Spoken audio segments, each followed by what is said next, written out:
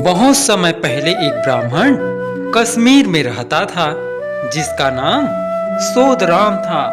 उसके पास यदि कुछ था तो एक टूटी फूटी झोपड़ी और एक गुस्सेल स्वभाव की पत्नी। यह पत्नी उसे बहुत परेशान करती थी। वह तंग आ चुका था, इस कारण उसे अपने घर से कुछ ज्यादा लगाव भी न था। परमेश्वर ने मेरे भाग्य में यही लिखा है तो मैं उनके सामने क्या असंतोष दिखाऊं। मेरे भाग्य में यही लिखा है तो यही सही। वह अपने आप से यहाँ कहता रहता था, परंतु उसकी पत्नी के तेवर बिगड़ते रहे और अपमान करना भी बढ़ता गया। कभी कभी यदि वह कुछ कमा कर लाता तो वह झिड़कियां देती और हाथ भी उठाती। जब यह सब उसकी बर्दाश्त से बाहर हो गया तो उसने घर छोड़कर जाने का निश्चय किया। इसलिए अगली सुबह उसने पत्नी से कहा, मैंने सुना है कि कश्मीर के बाहर एक राजा गरीब लोगों को बहुत सा धन देता है।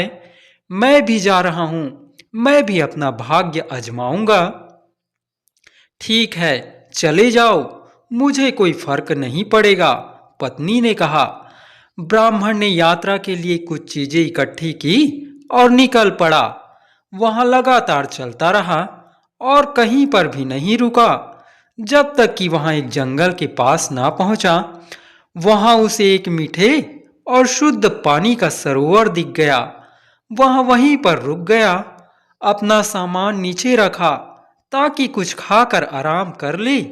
जब वहां सो रहा था तब सरोवर से एक छोटा सा सांप बाहर आया और उस झोले में घुस गया जिसमें ब्राह्मण ने खाने पीने का सामान रखा था। कुछ आवाज सी हुई और ब्राह्मण जाग गया। वहां झोली खोलकर देखने लगा।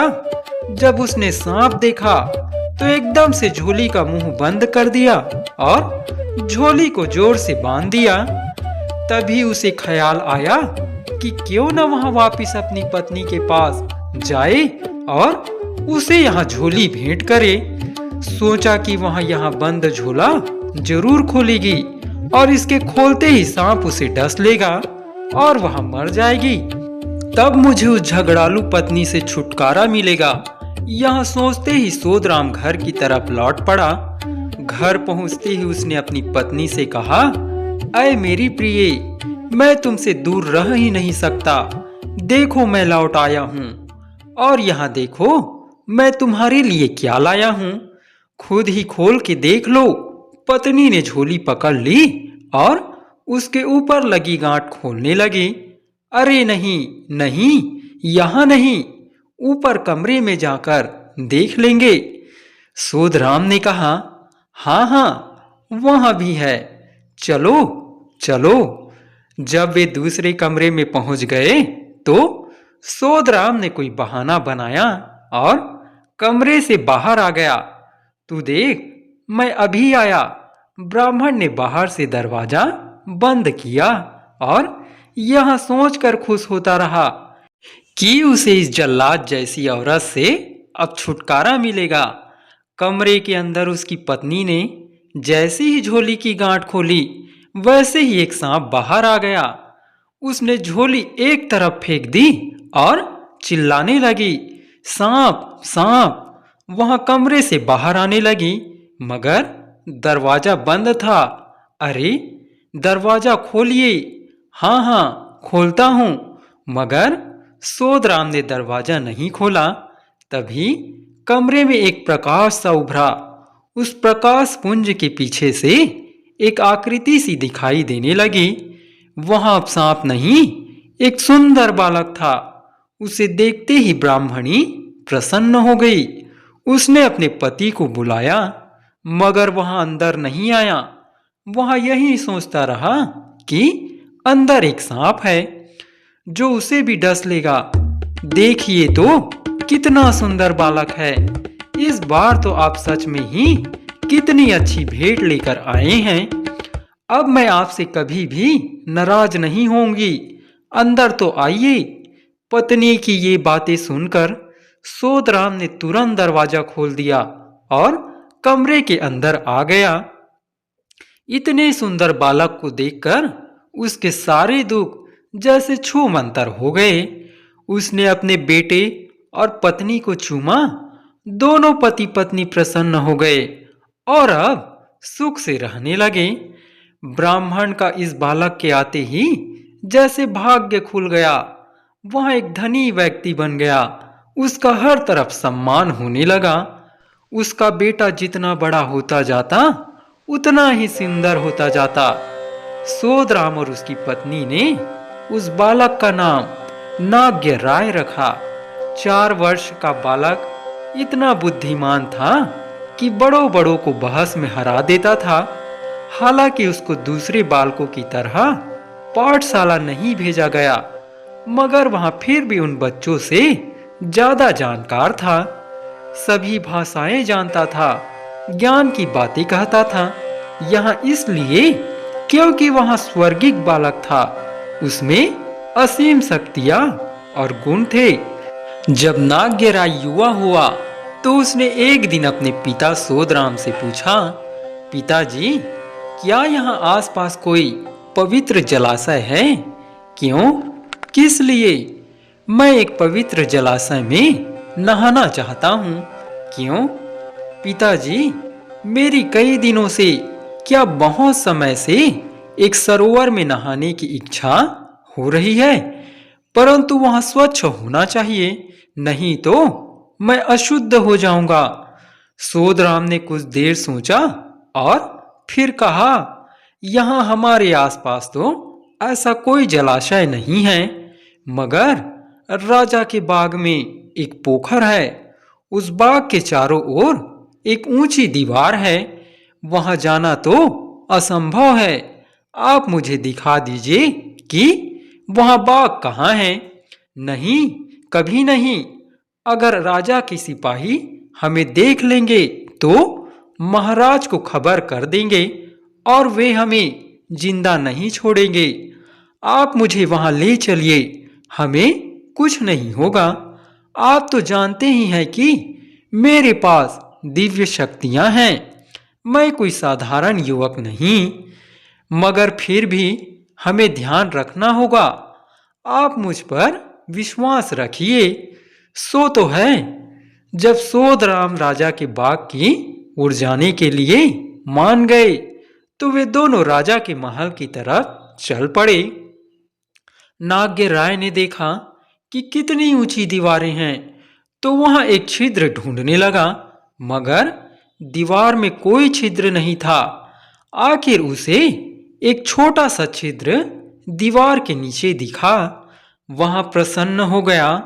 उसने अपने आप को एक छोटे सांप में परिवर्तित किया और बाग के अंदर घुस गया। अंदर आकर जब उसने एक पवित्र स्वच्छ पानी का पोखर देखा तो उसने अपना रूप बदला। एक सुंदर युवा के रूप में परिवर्तित होकर वह निर्मल जल के जलाशय में नहाने लगा।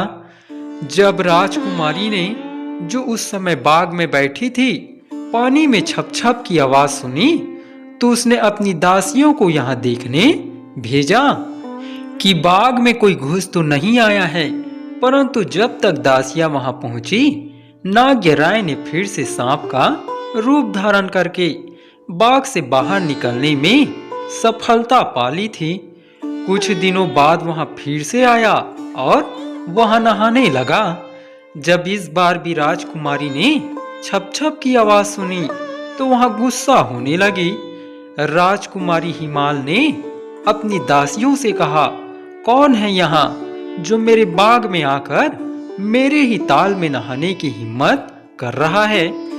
देख कर आओ और जो भी हो उसे पकड़ कर ले आओ।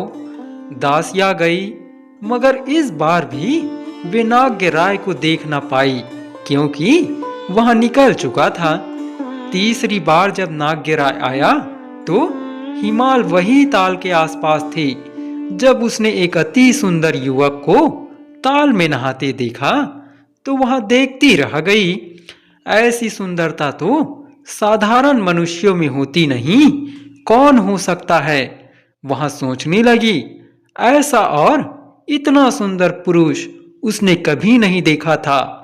जब युवक ने अपने आप को एक सांप में परिवर्तित किया, तो हिमाल ने अपनी एक दासी को कहा कि वहां इसका पीछा करे और देखे कि यहाँ कहाँ जाता है। जब कुछ देर बाद दासी लौटी, तो उसने राजकुमारी से कहा कि बाहर निकलते ही उस सर्प ने वापिस युवक का रूप धारण किया और ब्राह्मण सोदराम के घर में गया। लगता है कि यहाँ उसी ब्राह्मण का बेटा है। राजकुमारी हिमाल अपनी माँ के पास गई और कहने लगी कि उसे नाग्य राय के साथ विवाह की अनुमति दी जाए, क्योंकि उस जैसे रूपवान युवक के बिना वहां और किसी से भी विवाह नहीं करेगी। मुझे उस युवक से प्रेम हो गया है। रानी ने यह बात राजा को बताई।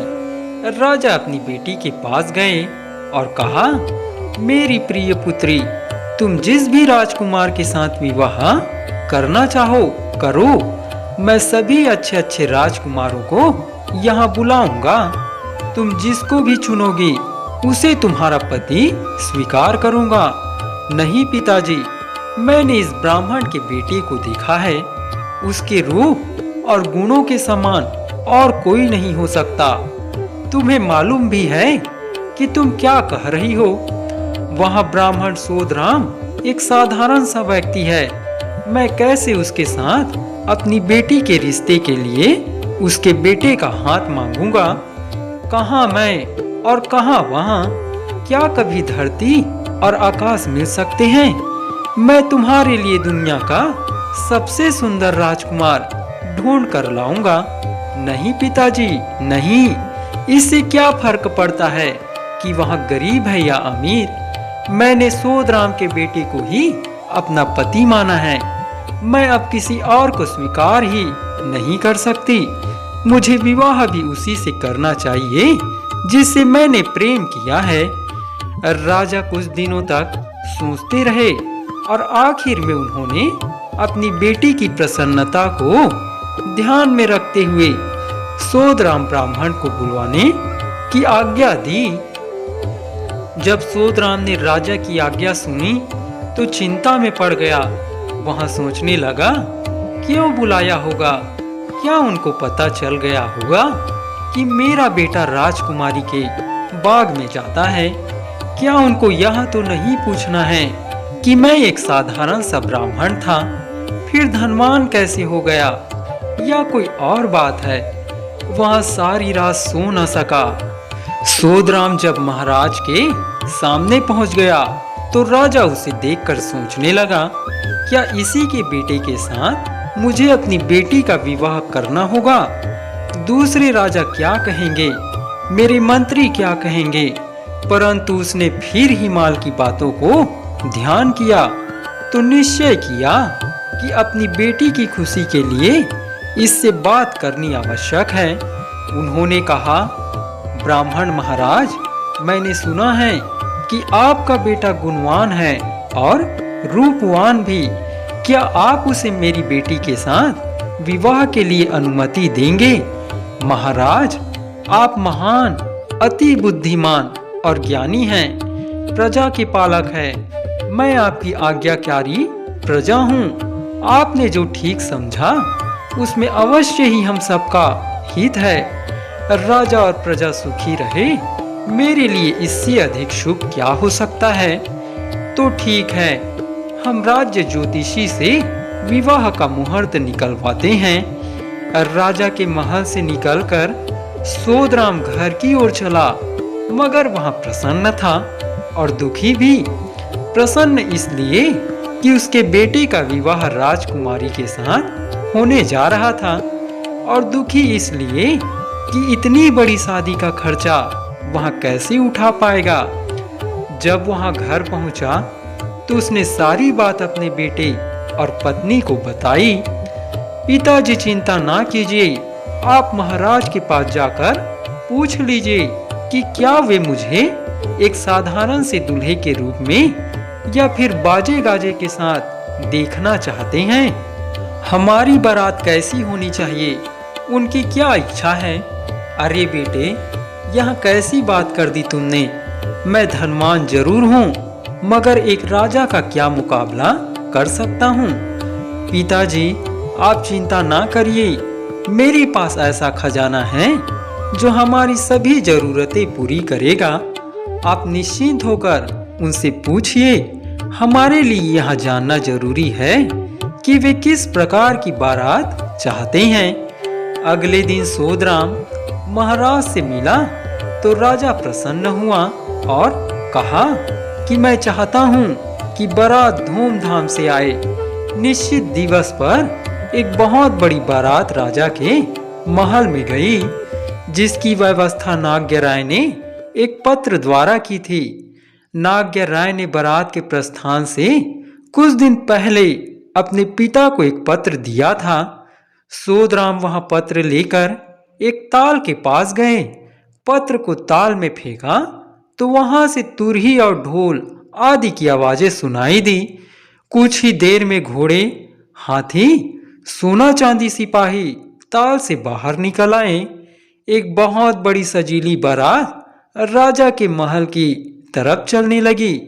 जब बारात राजा के महल के नजदीक पहुंची तो राजा ने महल के छज्जे से एक लंबा जुलूस आता हुआ देखा। उन्होंने अपने मंत्री से पूछा, क्या यह सोदराम के बेटे की बारात ही है या कोई बहुत बड़ा राजकुमार आ रहा है? नहीं महाराज, यह सोदराम के बेटे की ही बारात है। वहां देखिए। राजा बहुत ही प्रसन्न हुए। विवाह प्रसन्नता पूर्वक संपन्न हुआ। भव्य समापन के बाद राजा ने नाग्य राय को दरबार में आने को कहा और उसे दरबारियों को निर्देश देने का आग्रह किया। इसके पश्चात महाराज ने नदी के किनारे पर नाग्य राय को एक अलग महल बनाने की अनुमति दी। नाग्य राय अपनी पत्नी हिमाल के साथ उसे नए महल में रहने लगा। नाग्य राय की जो नाग पत्नियां सरोवर में रहती थी, वे अपने पति के बहुत समय से न आने के कारण चिंतित रहती थी। उन्होंने अपने पति को ढूंढने और वापस लाने के लिए योजना बनानी शुरू की। जब उन्हें यह मालूम चला कि उसने मनुष्य का रूप धारण करके हिमाल से विवाह किया है, तो वे क्रुद्ध हुई। उनमें से एक ने उसे वापस लाने की जिम्मेदारी ली। उसने एक डायन का रूप धारण किया और नाग्य राय के महल की तरफ कांच के बर्तन लेकर गई। उसने सोचा कि जब नाग्य राय इन कांच के बर्तनों को देखेगा तो उसे नाग पत्नियों की याद आ जाएगी। ये औरतें कई दिनों तक प्रतीक्षा करती रही। आखिर एक दिन उसने हिमाल से मिलने में सफलता पाई। उसने कांच के बर्तन हिमाल को बेच दिए और फिर बाहर चली आई। शाम को जब नाग्य राय आया तो उसको यह बर्तन देखकर बहुत गुस्सा आया। उसने हिमाल से कहा कि वह तुरंत कांच के बर्तनों को तोड़ दे। कांच के बर्तन टुकड़े टुकड़े हो गए। फिर उसने हिमाल से कहा, देखो, कभी ऐसी धोखेबाज स्त्रियों से कुछ न खरीदना। जब पहली नागिन की चाल विफल हो गई तो दूसरी ने एक फूहड़ स्त्री का रूप धारण किया और हिमाल के पास चली आई। उस फूहड़ स्त्री ने हिमाल से कहा, अय राजकुमारी, मेरा पति नाग्य राय मुझे छोड़कर चला गया है, कृपया मेरी सहायता करें। यह सुनकर हिमाल को गुस्सा आया। क्या मैंने एक फूहड़ कमबख्त इंसान से शादी की है? हाँ हाँ, फूहड़ स्त्री ने उत्तर दिया, मगर मुझे मेरा पति लौटा दीजिए। राजकुमारी, आपका क्या है? आपके लिए तो कई राजकुमार आएंगे। राजकुमारी जी, और हाँ हाँ, आप उसकी परीक्षा लीजिए ना। परीक्षा? हाँ, आप उसे पानी में उतरने को कहिए। यदि वहां डूब गया तो वह मेरा पति है। एक फूहड़ औरत का फूहड़ पति, और यदि नहीं डूबा तो वहां आपका। यह कहकर वहां चली गई। जब शाम को नाग्य राय महल में आया तो हिमाल ने सारी कथा सुना दी। हिमाल, तुम्हें कौन बताता है यह सब? एक स्त्री आई थी, हिमाल वह असली मनुष्य नहीं थी, वह कोई ऐसी स्त्री थी जो रूप बदल कर आई थी। वह हमें अलग करना चाहती है। ऐसे लोगों पर विश्वास मत करो। मैं नहीं करूंगी उन पर विश्वास, मगर आप पानी में उतरकर जल परीक्षा दे दीजिए, फिर मैं निश्चिंत हो जाऊंगी। दोनों में बहुत देर तक बहस होती रही। नाग्यराय जानता था कि अगर वहां सरोवर के पानी में उतर गया तो नागिनें उसे नीचे खींच लेंगी, लेकिन हिमाल की जिद के आगे उसकी एक न चली। वहां उस सरोवर के पास पहुंचा जिसके लिए नागिन ने जो स्त्री बनकर आई थी कहा था। हिमाल किनारे पर खड़ी खड़ी देखने लगी।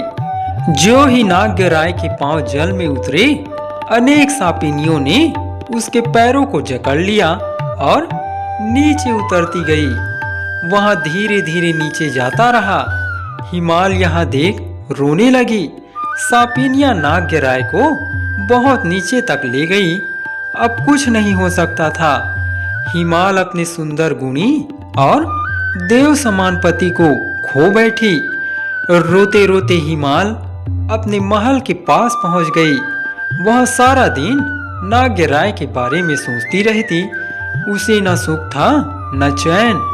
उसे सब कुछ बेकार और बेमतलब लगने लगा। आखिर उसने अपना महल भी छोड़ा और एक धर्मशाला बनवाई। वह अपना सारा धन नाग्यराय के नाम पर गरीब लोगों में बांटती रहती। लोग हर रोज आते और उससे दान दक्षिणा लेकर जाते। धीरे धीरे उसकी सारी धन संपत्ति समाप्त हुई। एक दिन एक वृद्ध और उसकी बेटी उसके पास कुछ मांगने के लिए आए। हिमाल ने कहा, अब मेरे पास धन नहीं बचा है। हाँ, यहाँ सोने की ओखली और मुसल बचे रह गए हैं। इन्हें आप ले जाओ, उसके बाद मैं मर जाऊंगी। मैं अब जीकर भी क्या करूंगी। वहां वृद्ध भिखारी और उसकी बेटी धर्मशाला में रुके थे और जब निकलने लगे तो वृद्ध ने हिमाल से कहा, राजकुमारी जी, मैं और मेरी बेटी सदा ही इधर उधर आते जाते रहते हैं। कल जब हम जंगल के पास पहुंचे तो वहां एक साफ पानी का ताल देखकर रुक गए। हम ताल के पास ही एक पुराने वृक्ष के खोखले कुंड में सो गए। आधी रात के समय जब सब कुछ शांत था तब कुछ आवाज हुई। हमने देखा कि ताल से एक राजा तथा उसकी फौज बाहर आई। अब तक मैं पूरी तरह जाग गया था। मैंने ध्यान से देखा, राजा बहुत ही सुंदर था और अपने सैनिकों का पूरा ध्यान रख रहा था। जैसे ही सभी ऊपर आए वैसे ही सभी के लिए खाना परोसा गया। सबने रात का खाना खाया और उस दावत के बाद सभी सैनिक तथा कर्मचारी ताल के पास जाकर गायब हो गए, मगर राजा वहीं रहा। जब राजा ने देखा कि सभी जा चुके हैं, तब उसने एक थाली में खाना परोसा और पुकारने लगा, क्या कोई गरीब आदमी है यहाँ? यहाँ सुनकर हम आगे चले गए। राजा ने वहां खाना हमें दिया और कहा, मेरी उस प्रिय हिमाल के नाम। इसके बाद वह भी ताल के पास पहुंचकर गायब हो गया। यह सब सुनकर हिमाल का जी घबराने लगा। वह सिहर उठी। उसे समझ नहीं आ रहा था कि वह हंसे या रोए, क्योंकि वह जानती थी कि वह ताल के पास प्रकट हुआ राजा नाग्यराय ही था। उसने वृद्ध भिखारी से कहा कि क्या वहां उसे उस ताल के पास ले जाने की कृपा करेगा। क्यों नहीं? वृद्ध भिखारी बोला, जिसे सोने की ओखली और मूसल हिमाल ने दे दिए थे। वे तीनों जंगल की तरफ निकल पड़े और संध्या समय होते ही ताल के पास पहुंच गए। वे रात होने और ताल से प्रकट होने वाले लोगों की प्रतीक्षा करने लगे। वृद्ध भिखारी तथा उसकी बेटी को नींद आ गई, मगर हिमाल जागती रही। आधी रात के समय जब सब शांत था, नाग्यराय उसको खाना खिलाने वाले और उसके सैनिक प्रकट हो गए। सेवकों ने खाना परोसना शुरू किया। जब सब लोगों ने खाना खा लिया और वे वापिस ताल की तरफ चले गए, तब नागराय एक थाली में खाना लेकर जंगल में चला और पुकारने लगा, कोई गरीब है कहीं? जब हिमाल ने अपने नागराय का सुंदर रूप, महान दिखने वाला राजा का व्यक्तित्व सामने पाया, तो उससे रहा ना गया। वह बोली, ओ मेरे प्यारे नागराय, मैं तुम्हारे बिना नहीं जी सकती हूँ, मुझे क्षमा करो। आ जाओ और फिर से मेरे साथ रहो। नागराय चौंक गया, समझ न पाया कि क्या हुआ और कहा, कौन हो तुम? देखो मुझे पहचानो, मैं तुम्हारी पत्नी हूँ। नागराय ने उसे पहचाना, मगर वह जानता था कि ताल में चले जाने के बाद अब वह उसके साथ रह नहीं सकता। सांपिनियां मुझे ऊपर नहीं आने देंगी, तुम जाओ, मैं मौका देखकर तुम्हारे पास लौट आऊंगा। नहीं, मैं तुम्हारे बिना नहीं रह सकती। अगर तुम नहीं आ सकते तो मुझे ही ताल के तल में ताल लोक में ले चलो। ऐसा संभव नहीं है। बहुत देर तक बहस होती रही। उसके बाद नागराय उसे अपने साथ ले जाने के लिए मान गया, मगर उसे कैसे ले जाए, इसलिए उसने हिमाल को एक कंकड़ के रूप में परिवर्तित किया और अपनी जेब में रख लिया। ताल लोक में पहुंचकर सापिनियां आईं और उसका स्वागत किया। नागराय ने उनका स्वागत स्वीकार किया, परंतु उनके स्वभाव में कुछ बदलाव सा आ रहा था। जब नागराय ने पूछा तो सापिनियों ने कहा कि उसके शरीर से मानव की बू आ रही है। नागराय ने उन्हें बताया, हाँ, उसके साथ एक मानव है, मगर वह उसे तभी प्रकट करेगा जब वे उसे कोई कष्ट ना पहुंचाने का वचन देंगी। सर्पिनियां मान गई और तब नागराय ने अपनी जेब से कंकड़ निकाला। कंकड़ हिमाल में परिवर्तित हुआ। जब सर्पिनियों ने एक सुंदर राजकुमारी देखी तो उनके मन में ईर्ष्या और द्वेष की भावना उत्पन्न हुई। उन्होंने एक साथ यह निर्णय लिया कि हिमाल से परिश्रम करवाएंगे, उसे काम पर लगाएंगे। उसको कई काम दिए गए। उनमें से एक यह था कि उसे सर्पिनियों के बच्चों के लिए दूध उबालना होगा। हिमाल काम में जुट गई और उफ किए बिना सारे काम करती रही। वह हर दिन सर्पिनियों के बच्चों को दूध पिलाती। एक दिन कुछ ऐसा हुआ कि दूध ज्यादा ठंडा नहीं हुआ था और जैसे ही उन सर्पिनियों के बच्चों ने वहां गर्म दूध पिया, वे मर गए। जब उन सर्पिनियों को मालूम चला कि हिमाल की गलती के कारण उनके बच्चे मर गए हैं, तो उन सब ने मिलकर उसे डस लिया और वह मर गई। जैसे ही हिमाल की मृत्यु की बात नागराय ने सुनी, वह दौड़ा दौड़ा आया और शोक में डूब गया। जब नागराय थोड़ा संभल गया तो उसने एक सैया बनाई। उस सैया पर हिमाल को लिटाया और ताल से बाहर आ गया। उसने उस सैया को ताल के सामने वाले पेड़ पर रख दिया। वह हर रोज पानी से बाहर आता और हिमाल को सैया पर देखकर फिर वापिस ताल में चला जाता। एक दिन सुबह सुबह एक महात्मा जी वहां से गुजरे। जब उसने पेड़ की टहनियों के बीच एक सैया देखी तो वह कुछ सोचने लगा और फिर हिमाल के मृत शरीर को नीचे लाया। इतनी सुंदर और छोटी उम्र की स्त्री को किसी ने मारा है, यह बात महात्मा जी समझ गए। महात्मा ने नारायण से प्रार्थना की। उसने प्रभु से कहा, हे ईश्वर, इस निर्दोष स्त्री को फिर से जीवित करो। उसकी प्रार्थना स्वीकार हुई। हिमाल पुनः जीवित हुई। महात्मा प्रसन्न हुए और हिमाल से कहा, चलो बेटी, तुम मेरे साथ चलो, मेरे परिवार में रहो। महात्मा और हिमाल दूसरे गांव की ओर चले गए। जब नागराय पेड़ पर रखी अपनी हिमाल को देखने आया तो उसे वहां ना पाकर बहुत दुखी हुआ। वहां सोचने लगा, क्या कोई हिमाल का शव ले गया है या वहां जीवित होकर चली गई। वहां भटकने लगा और वन में हिमाल को ढूंढने लगा, मगर हिमाल का कहीं पता नहीं चला। ढूंढते ढूंढते वहां दूसरे गांव पहुंचा और महात्मा के घर तक पहुंचा। वहां उसने हिमाल को सोते हुए पाया। उसने अपना रूप बदला, एक सांप में परिवर्तित होकर वहां हिमाल के बिस्तर के पास कुंडली मारकर बैठ गया।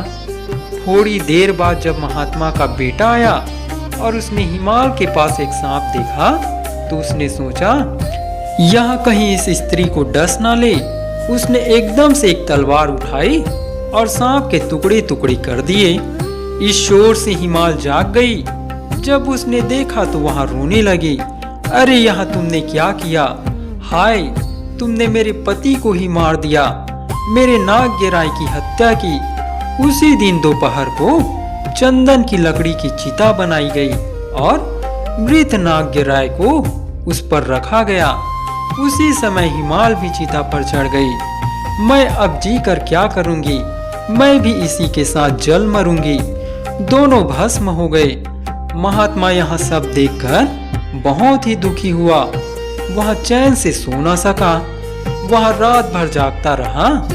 अगले दिन सुबह सुबह वहां उस स्थान पर गया जहां हिमाल और नागराय को जलाया गया था। उसने चीता के पास जाकर ठंडी राख उठाई और उस राख को लेकर एक पेड़ के नीचे बैठकर पश्चाताप करने लगा। दिन भर रोता रहा। जिस पेड़ के नीचे यहाँ वृद्ध महात्मा बैठा था, उस पेड़ पर भाग्यवश शिव और पार्वती दो पक्षियों के रूप में बैठे हुए थे। उन्होंने वृद्ध पुरुष का रोना सुना और सोचा कि इसकी सहायता करे। शिव ने पार्वती से कहा, देखो तो कितने कष्ट में है यह भला आदमी। इसे मालूम है कि चिता से प्राप्त इस भस्म में कितनी शक्ति है। अगर यह इस भस्म को किसी जलाशय में डालेगा तो ये दोनों फिर से जीवित हो उठेंगे। वृद्ध पुरुष ने यह बात सुनी और चिता की राख को एक सरोवर में डाल दिया। जैसे ही भस्म पानी में गिरी, वैसे ही नागराय और हिमाल जीवित हो उठे, पहले से भी सुंदर। उन्होंने यहीं आसपास एक छोटा घर बनाया और उसमें रहने लगे। वृद्ध पुरुष जो महात्मा पुरुष था भी उनके साथ ही रहने लगा।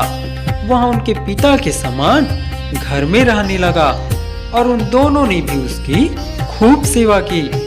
उसके कारण ही उनको नया जन्म मिला था। वे उसकी सभी जरूरतों को पूरा ध्यान रखते। एक दिन वहां वृद्ध पुरुष उन्हें आशीर्वाद देते देते स्वर्ग सिधार गया। उसके बाद भी उसके आशीर्वाद के कारण वे दोनों उसी छोटे से घर में सुखी जीवन बिताते रहे।